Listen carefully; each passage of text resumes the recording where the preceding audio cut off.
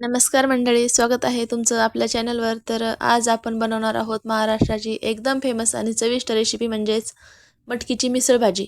घरच्या घरी अगदी सोप्या पद्धतीने बनणारी ही मिसळ एकदा खाल्ली की पुन्हा पुन्हा खावीशी वाटते. तर सर्वप्रथम तयार झालेली मिसळ मी तुम्हाला इथे प्लेटमध्ये सर्व करताना दाखवते. मिसळ दिसायला एकदम आकर्षक वाटते. तर चला मग सुरुवात करूया. इथे मी मोड आलेली मटकी घेतली आहे. ही मटकी अगोदर 1-2 पाण्याने स्वच्छ धुवून घेतली. आता इथे आपल्याला कढईमध्ये मटकी घालून थोडं तेल घालून त्यामध्ये छानपैकी थोडं परतू द्यायचं. त्यानंतर थोडी परतल्यानंतर त्यामध्ये आणखी थोडं तेल घालून कांदा घालायचा आणि ते छान ब्राऊन रंग होईपर्यंत परतून घ्यायचं. आता मटकी कांदा परतत आहे तोपर्यंत इकडे आपल्याला मिरची आणि भाजलेल्या शेंगदाणे हे मिक्सरला लावून छान याची एकदम बारीक अशी पेस्ट बनवून घ्यायची.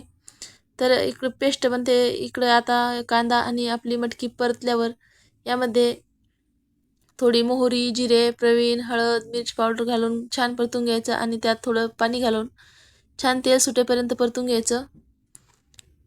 त्यामध्ये थोडं पाणी घालायचं आणि छान असं मिक्स करून करत मंद आचेवर तेल सुटेपर्यंत त्याला परतून घ्यायचं.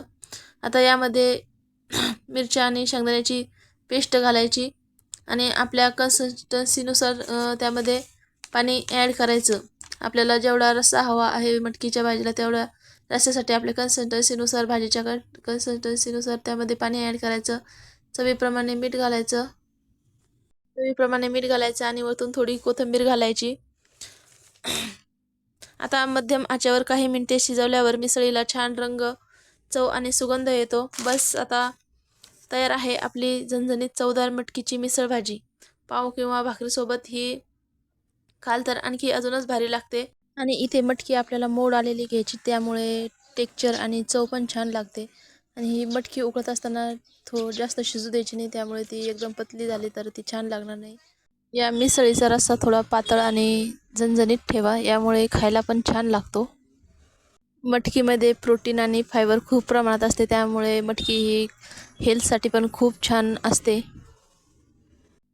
तुम्ही ही मिसळ करून बघितली का हे मला कमेंट करून नक्की सांगा. आणि केली असेल तर कशी केली हे पण कमेंट करून नक्की सांगा. आणि आपल्या चॅनलला लाईक करा, शेअर करा आणि असेच आपले रोजचे व्हिडिओज बघण्यासाठी आपल्या चॅनलला नक्की सबस्क्राईब करा. चला भेटूया पुढच्या रेसिपीजमध्ये.